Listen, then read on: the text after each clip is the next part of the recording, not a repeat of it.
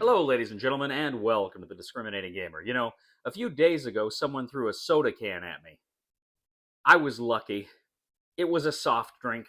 Ladies and gentlemen, today we're going to go ahead and take a look at Axis and Allies North Africa from Renegade Game Studios.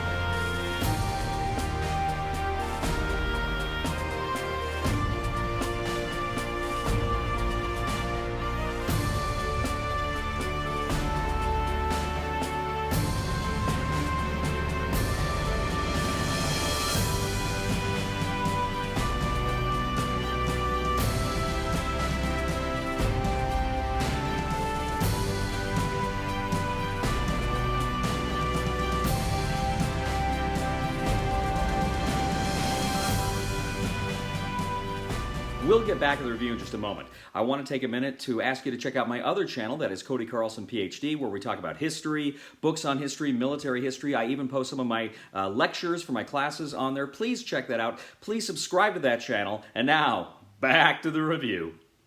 In Axis and Allies North Africa from Renegade Game Studios, 2 to 4 players take on the roles of either the Axis, the Germans or the Italians, or the Allies, the British and the Americans, as they battle for supremacy in North Africa. Now, if you're familiar with Axis and Allies, this game in many ways will seem familiar to you, but there are quite a few differences that make this very much its own game. The biggest difference right off the bat is supply. You cannot attack, or you cannot defend unless your units are in supply. Essentially, supplies are resources. You can move them around the board in trucks. You can bring them in through convoys, more on that later. But you have to keep your army supplied. Now, your armies have to be able to draw supply from the space they're in or an adjacent space, as I say, in order to attack. During an attack, if you are adjacent to the area you want to attack, of course, you have to spend a supply for, I believe, every 5 or 6 units. I can't remember off the top of my head. 5 or 6 units that are attacking, you have to spend 1 supply token. Now, if you are attacking from 2 different areas, the area that you are attacking from that has fewer units actually gets a flanking bonus. They can re-roll 8s. Now, if you're going to defend a position, you have to spend supply. Again, spend supply from the space you're in or from an adjacent space. However, in this iteration of Axis and Allies, the defender has the option of retreating after 1 round of combat. They can't fire in that round of combat, and they have to declare that they're retreating. They can't return fire, and then they must leave. Now, you have 2 scenarios. First of all, you have Rommel's last push. This is the full game scenario, which begins with Rommel attempting to really break the British in Egypt. On the 7th game round, the Americans come in. You can, however, begin the game then on game round 7 with Operation Torch, the second scenario. The setup for both scenarios are quite a bit different. The British are kind of flexible in the reinforcements they're going to get, but essentially that's how that plays out. Now, each round, the turn sequence goes Germany, the United Kingdom, Italy, and then the United States if it is in the game. Now, the first phase of the game on your turn is you advance any convoys. Now, I'll explain more how convoys work, but at the beginning of any given game round, you may actually have units in convoys. The British have kind of 3 convoys to get to Egypt: the Atlantic convoy, the Indian Ocean convoy, and the Suez convoy. And then you can advance them until they actually arrive either in the Mediterranean for vessels or in Egypt for land units and supply tokens. There are various other port cities that have an associated convoy with them for both the Axis and the Allies. You can move your units onto land at that point. Next, you requisition reinforcements. Now, you don't have IPCs and industrial complexes here. You have kind of reinforcement points.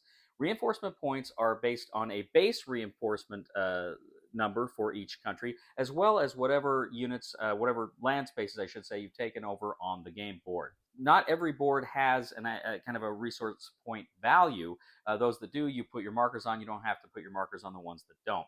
but you add that to your base, and that's what you can spend to put in the reinforcement section of the board until the end of your turn.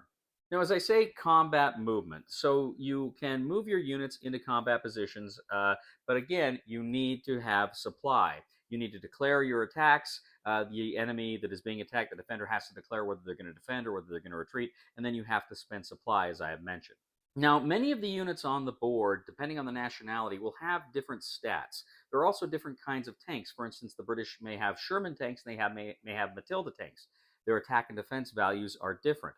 Italian attack and defense values for infantry are different from those of Germans. French are different from those of Americans, etc., etc. So you need to know exactly what their combat values are instead of just taking it for granted that they're all the same, as has been the case in previous Axis and Allies editions.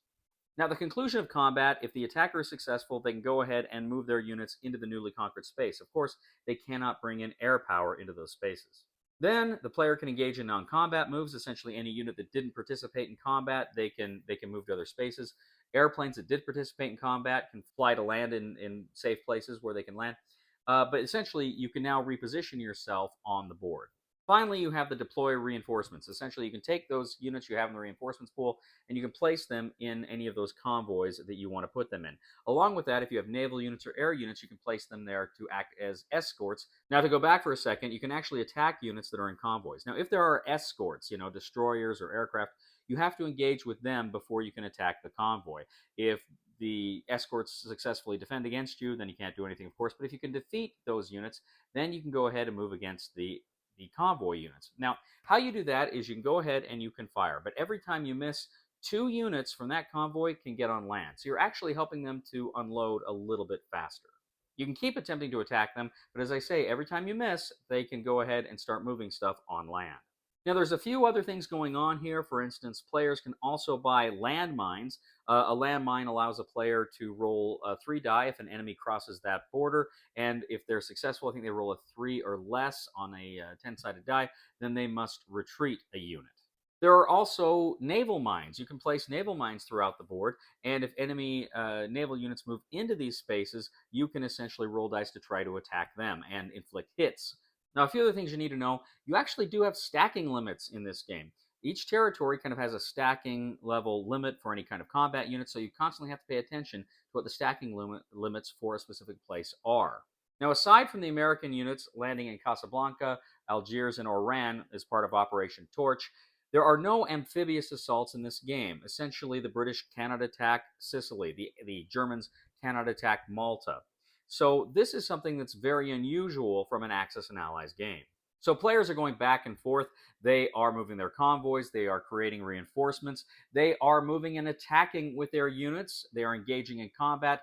They are repositioning with non-combat movements. And then they are placing their reinforcements and escorts in the convoys. Now, at the end of game round 14, whichever player has met their objectives wins. Axis and Allies, North Africa. Okay, so this game is the first original Axis and Allies design that Renegade Game Studios has put out that's specifically Axis and Allies. They did, a while back here, they did the G.I. Joe Battle of the Arctic Circle, which is kind of a G.I. Joe Axis and Allies game. I reviewed that a few months back. You can check it out. I really enjoyed it. It was great fun. But all of their World War II Axis and Allies titles and the World War I Axis and Allies title had been previously published. This is the first one that's brand new. I remember a while back they actually had a contest. They had a poll, a survey. They wanted to know what theater they should make their next Axis and Allies games in, and North Africa won. So this North Africa game then is the culmination of that fan desire to see this new iteration. Now, right off the bat, as I say, there are some significant changes here. Supply really makes this, I think, a different game to kind of a standard Axis and Allies game. It makes it a different game because for the first time, you really have to pay attention to logistics. Now, I know in Battle of the Bulge back in the day, logistical supply was important. In Guadalcanal, there's some logistics here, but I've never seen it as quite as important and as critical to what you're trying to accomplish in an Axis and Allies game, as I see it here. When you're buying reinforcements, you cannot neglect supply, and you have limits on how much supply you can get as well during the game. And then it's not just getting it to the board. You've got to have trucks, which have no combat ability, but the trucks can move them around. And then your enemies can actually capture trucks. They can capture supplies. So that's, again, something that you've got to kind of understand and be aware of, and know, do I want to risk moving these units and these supplies closer to the front if an attack is imminent? It's really a new way to look at how Axis and Allies plays out. That's it's interesting. It's an interesting new aspect of the game. Now, also, this kind of reinforcement point and convoy system is interesting. Essentially, it kind of feels like the IPC system we see in other iterations. It's not terribly different. You're just taking a look at the territories you control and adding that to your base, and that's what you can spend. There's no money here. There's not even really a track to track it, which I wasn't a fan of. I think Renegade's coming out with some, I think, chips, poker chips to use for Axis and Allies, which will probably be very helpful in this game. But you're just doing the arithmetic in your head, or I guess if you want to get a piece of paper and track it, or on your phone, whatever, you can do it that way. It would have been nice to have some kind of way to track that, in my opinion. But whatever.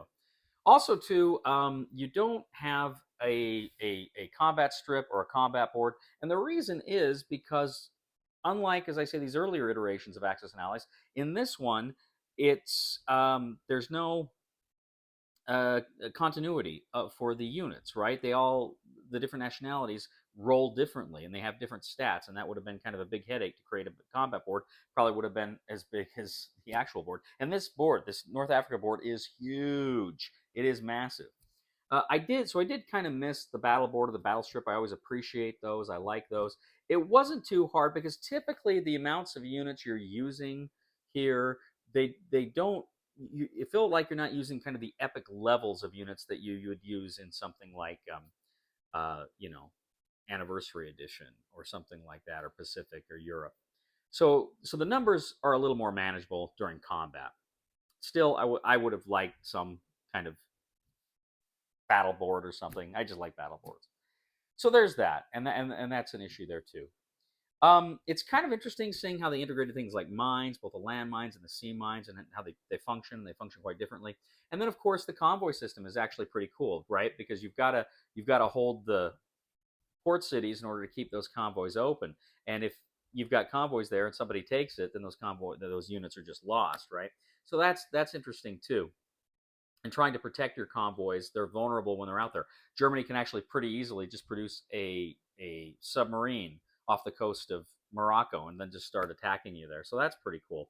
The game presents an interesting and a fun puzzle, but there's a bit of a learning curve from standard Axis and Allies. If you think, as I did when we first played it, I thought, oh, it's Axis and Allies. I know how to play Axis and Allies. We put it on the board, and someone really, oh, wait a second, no, I got to do this and I got to do that. It's really a different enough game that you do have to learn and really spend time with the rules. You can't just jump right into it, I don't think. And yet, it is still Axis and Allies. It is still very familiar in the way a lot of these systems throughout the game work. I really enjoyed it. We played it a couple of times now. We played through both scenarios, and it's fun. It's. I like the challenge that each provides. I like like I say, I like the differences in units. I think that's actually kind of a fun thing. Although you do have to keep checking your stats and say, okay, what does he do? What does he do? We had to do that quite a bit, but still, it was fun. I liked it. Again, I do like the convoy system. I think this is a fun game, especially with the British when you're doing the resupply, when you're doing the reinforcements, and they got to take 3 turns to get there. It takes so long, right? And pretty much in the scenarios, it's like the Axis start out, unit heavy, but supply light, and the British are just the opposite. They're unit light but supply heavy, and so it's an interesting. There's some interesting strategies you've got to come up with up there with her. I'm looking forward to playing this one some more. I'm looking forward to getting to know this one. I think it's a fun game. I think if you're a fan of Axis and Allies, you'll like it. You'll enjoy it. Just be prepared. You will have to study a little bit. There is some new stuff you got to learn here. I'm going to say on the Cody scale of 1 to 10, I'm going to go ahead. I'm going to give this right now. I'm going to give it a 7.5. I think it's a great game. I think with a little bit more plays, it may get up to an 8 at some point. Really enjoy Axis and Allies North Africa. And like I say, I think fans of Axis and Allies will like it. This might be a fun new challenge for you. Thank you once again for joining us today on The Discriminating Gamer. As always, I ask you to please leave a comment for us on YouTube, on Board Game Geek, on our Facebook page, or on thediscriminatinggamer.com. We ask you to please like us on Facebook, subscribe to us on YouTube, and follow us on Twitter. I'd ask you to please give a thumb to this video on YouTube and on Board Game Geek. And if you're so inclined, I'd ask you to check out my other channel, that is Cody Carlson, PhD, where we talk about military history, books on history, fun things like that. It would mean a lot to me if you would subscribe to that channel as well. And if you really do appreciate the content we bring you on this channel, I would humbly ask you to click on the Super Thanks button and leave a tip. You know, ladies and gentlemen, I used to live a stone's throw away from people who died of mysterious head injuries. Please somebody help me on my feet again, and I don't know where I'm going, and I don't know where I've been. Please somebody help me on the solid ground. It's a long time, and I'll be dying. Once a year I wind up in the band. And let's be honest, sometimes those other chairs, they're just not up to the quality you'd expect.